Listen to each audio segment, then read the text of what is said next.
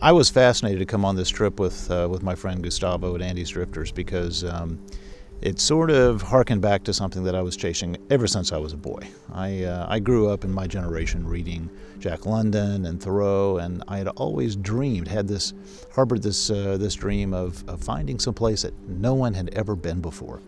And as a young man in my 20s, I took off and drove across country. I fished all through British Columbia. I fished in the Yukon. I ended up in Alaska, and I spent 6 years up there fishing and exploring and searching river systems.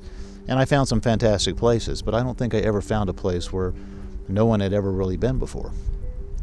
And now, at this time in my life, I find myself living in Patagonia. I've been here 12 years, and I still have the same fantasy. And this river system that we just explored comes very, very close to that childhood dream. It was extraordinary because we've spent 2 days getting back into the river and see virtually no signs of any other humans ever having been here before. I caught my first fish 55 years ago, and I've spent a lifetime fishing. Over those years, I've caught untold tens of thousands of fish, and it's not always just the fish, but for me, it's usually the circumstances surrounding the catch. And we had one of those moments yesterday afternoon.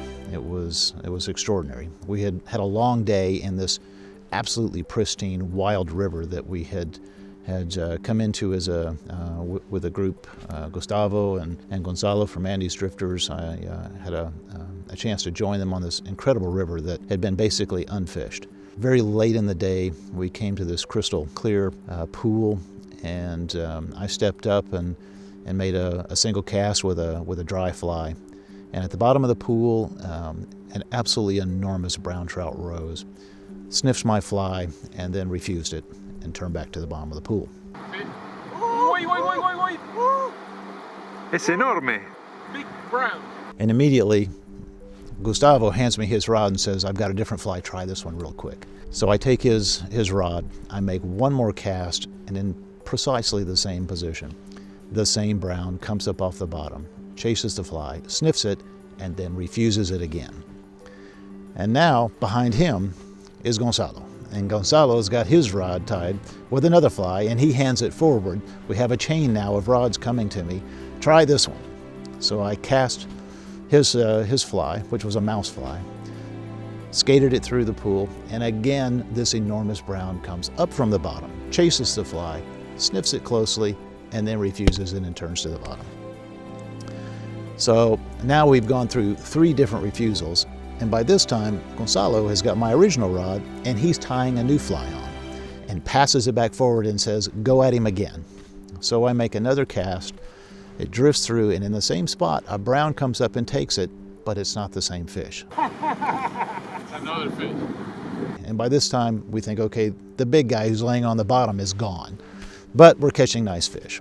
So we take 2 more steps forward, and I cast what is the 4th fly now, back to the head of the pool, and here comes this enormous brown up one more time and sips it straight off the surface. Further to the left.